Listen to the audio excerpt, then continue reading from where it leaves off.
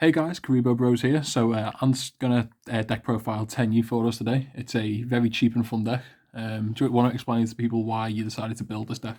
I think it was because of the OP supers, like the first two couple of Tenyis you see here are from they got it like a reprint in tournament packs as like a super rare, and they kept going to tournaments and getting them, wondering what they were. And it just seemed like a really cool archetype, like, and especially with it being Worm. Worm's like one of them archetypes that just has no support, like hardly anything up until now with like Virtual World and stuff. But it was just a cool deck, and then I just picked it up. It's quite cheap, and then just kind of kept it and just kind of toyed around with it. It's quite fun. So we'll just get straight into it, I guess. So starting with the main monsters, we play 3 Adara. So with this one, all Tenyi monsters have the first same line of text that if you control no effect monsters, you can activate this card from your hand and special it. And you can do that once per turn. And that all Tenyi monsters share that same stats. So this one, when it's in the grave, you can control a non-effect monster, you can banish it and add a Tenyi monster from the banish pile. Moving on, we play 3 Vashuda. This seen play back in the day in Think Orcus, I think, because it was just a free dark summon. And again, has the same line of text. You can specially control no effect monsters from your hand. And if it's in grave or hand, while I control a non-effect monster, I can return a card on my opponent's side of the field. Ashuna, this is probably the best one. This one is like every single one of them, but it locks you into using, I believe it's worms.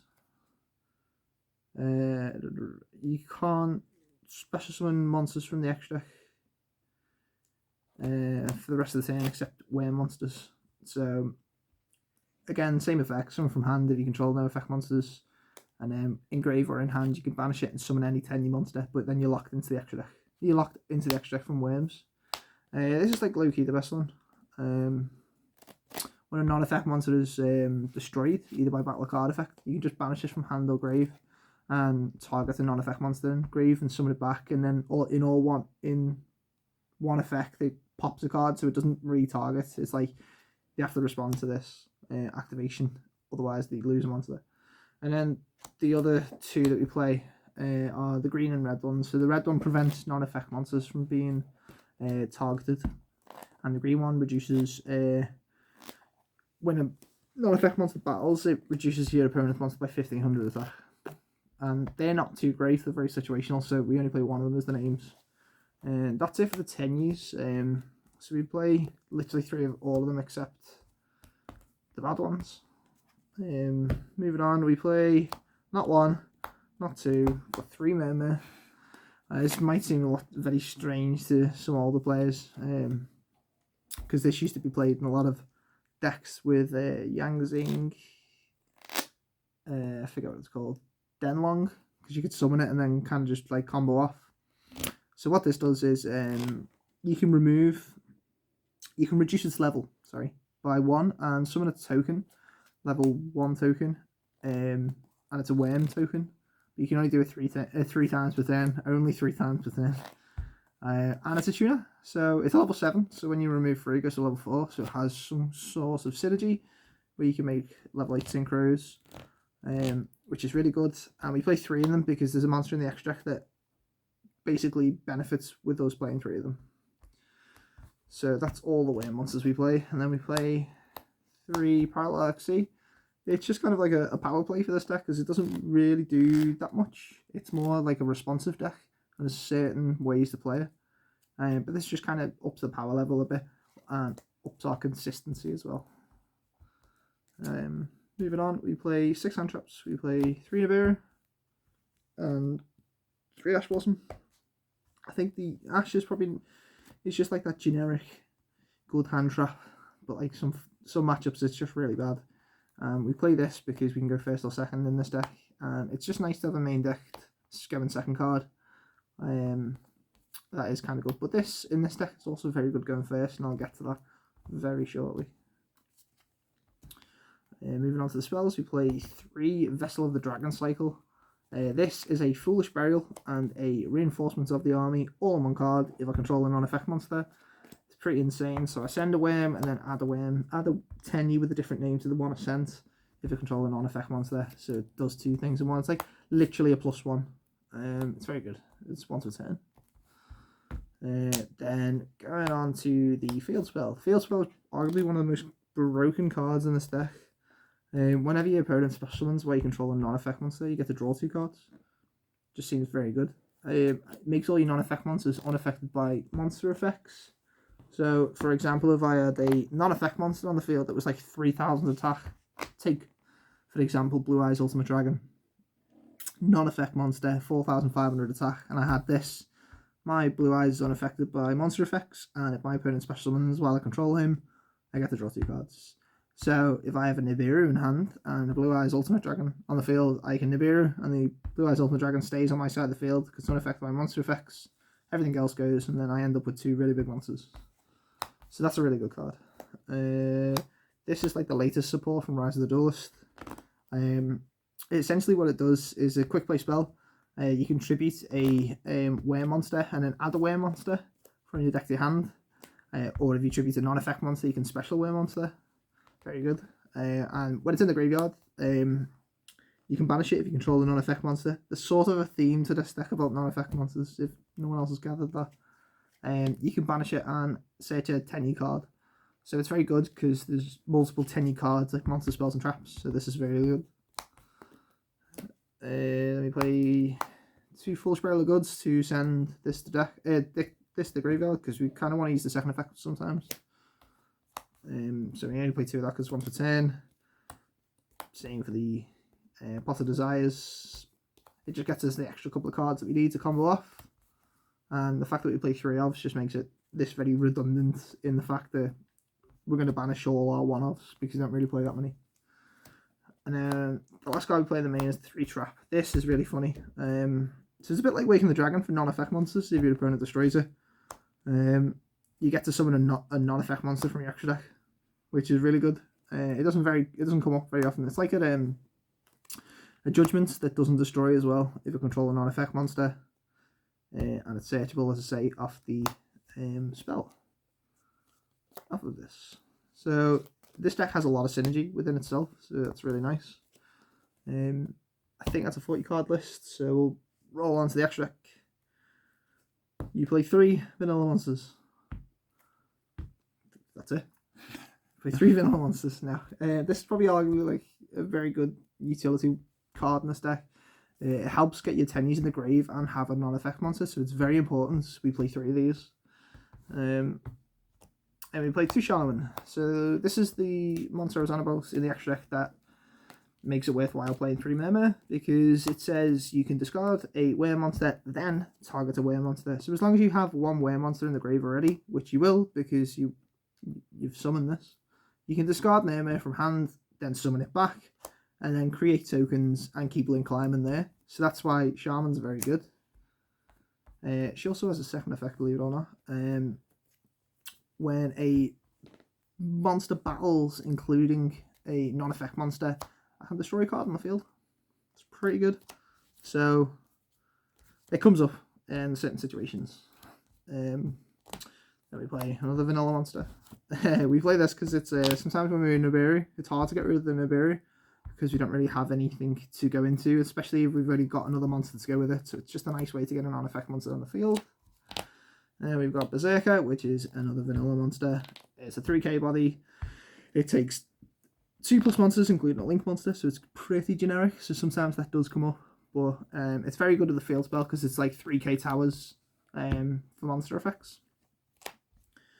And it's also good for the blue. When you banish the blue, you can summon this back, and it's really good again. Then we play this one. This was used for, I think it was like used for like Dragon Link for a while. Because the arrows on it is really good. It points left, down, right, and down. But this is like low-key very good. It takes 2+ monsters, including a Link monster, so very generic again. And it can't be destroyed by battle with an effect monster, and if it's the only effect monster I control, I can destroy effect monsters on my opponent's side of the field up to the number of non-effect monsters on the field and in or graveyard. So if I have gone through all 3 monks, that means I get to put 3 monsters on the field that are effect monsters. So this is very good, especially in games 2 and 3. If I go second, because I can dark rule them, and then summon this, and then pop cards. That's very good. So it's quite fun to have. Then this is like literally the best one in the extra. It is sort of like a towers in a sense that if there's a non-effect monster on the field, it can't be targeted for attacks, can't be targeted by effects. It gets to summon a token by copying a monster on the other side of the field. It's just very good, and it's 3k as well. So that's good. Then Appaloosa, it's very generic. Well, I say generic, it is generic. And you'd think that we'd struggle to summon this, but there are times where we can finagle our way to this without being locked out of cards with such as this and yellow. So Appaloosa is some kind of easy to summon, but you do need a few cards to make it happen. So Parallax A helps summoning this as well. And speaking of Parallax A, we play 1 Balinks. This alternatively could be anything that summons from the extra deck by using a side-based monster. Could be Lingaribo, which I probably prefer because it might come up, but it could be anything that takes 1 side-based monster at level 4 or lower. Then some synchros with Baxia and the Tenyi Berserker. Tenyi Berserker is generic, which is incredible. It banishes things without targeting. It banishes monsters when they activate their effect without targeting, so it's very good. And it's like a mini Boral Sword. When it attacks, it increases its attack and can attack again. This is quite an old one from the Yang Zing deck. It takes a tuna monster and a worm monster, and then for every worm monster you use for its summon, you can spin 2 cards back to the deck. And then you can pop itself or pop another card on the field and summon back a level 4 or lower worm monster. So it sometimes has its application. It's very rare that you'll go into it, because it's like most times you'll probably just get game before you even need this, but it's nice, toolboxy, and the fact that we don't really need our extra deck in this deck just means it's a nice flex spot. We play Blue Eyes Ultimate Dragon. This never comes up, but as I say, there's like nothing to play in the extra deck other than like the Tenyi monsters, and you're not going to just play 3 big vanilla monsters for no reason. And the fact that if your opponent does like destroy the trap, you get to summon this, it's quite funny.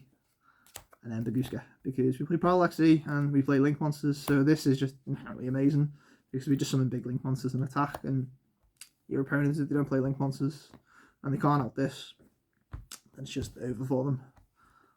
There is a side deck. Side deck's personal preference, but I think some of the stuff that you should play in this is Vanity Fiend. It's arguably main deck worthy. I just don't like playing in the main deck game 1, because I'd rather be able to play going second if my opponent makes me go second, and this just doesn't do well going second. But yeah, so all Tenyi monsters special summon themselves. You very rarely use your normal summon in this deck. So Vanities is a very good card. Lava Golem, another good card. Again, you don't really use your normal summon, so you can take advantage of the fact that you lose your normal summon with Lava Golem. The funny thing is you can rock up to a board, let's say Dragon Link with their like 4 negates or 4 interruptions. You slam this down, you summon a Vishuda, you link it off for a monk, and then you use Vishuda's Grave Effect to return the Lava Golem, and then do it again, because it's not once per turn, and then you just add to the board in 2 cards, and then you can continue playing. So that's kind of funny. It has some level of synergy there. It's like bouncing a Kaiju. Ultimately, you can play Kaijus as well, but Lava Golem's just like a 2-for-1, so it makes sense to play that. It's good going second. Back row removal. It's always been very good. Dark Rule no more, because as mentioned with Draco Master, you can just pop monsters and it's the same sort of like kind of thing. You can't do damage, but you can just set up for next turn and draw. Break a board, it's quite good. And then lastly, this can literally be anything. I've just gone for playing evenly because it's just very universally good card. This could be more hand traps, it could be Skullmeister, Droll and Lockbird, but I feel like this is just very good against some matchups as well, especially Rogue and back row. So that is pretty much it. So the main deck itself, I mean, I did mention it was a cheap deck. How much was the deck core, shall I say? So you can get all the cards in rare. Uncommon in the Mega Pack reprints. and the mega pack reprints. You get them all in common. Like this is like probably like the highest rarity you can get because of the tournament pack. So these come in mega tin. They're rare. They're literally like 10p or something like that. They've had a rare reprint. They've had a common reprint. These have had a common reprint. This is common from Rise of the Duelist. This is rare. Pretty sure it's common in the mega tins as well. Same for this, common in the mega tins, rare. Ash is common. You know, everyone's got a play set of these. These are from the tins. These are like 8 quid, 10 quid. So even then, even if you couldn't afford that, there are cheap hand traps out there. You there. can literally just play Veiler over this. Play Veiler and Ash. They're probably like 2 of the cheapest ones. You don't even need to play hand traps. You can arguably play traps. My wider point being though, this deck, if you're looking to just, I don't know, say come back into Yu-Gi-Oh with very little money, this is a very good place to start off with. It's a very good place to start off with because it's one of the most like coherent decks. It's very easy to play, but it has some not unfair things, but it has some very good points going for it with like the draw 2, not being able to be targeted. It's a very cheap deck and it can perform. So I think it's worth picking up, especially with it being like 5 quid to me. Yeah. It's definitely worth it, and it is a lot of fun as well. Some of the quote-unquote unfair things you can do with this deck, such as like Lava Golem and bounce and summon it again and stuff like that. It's just quite funny. But yeah, that's pretty much it. It's really fun, so you should pick it up.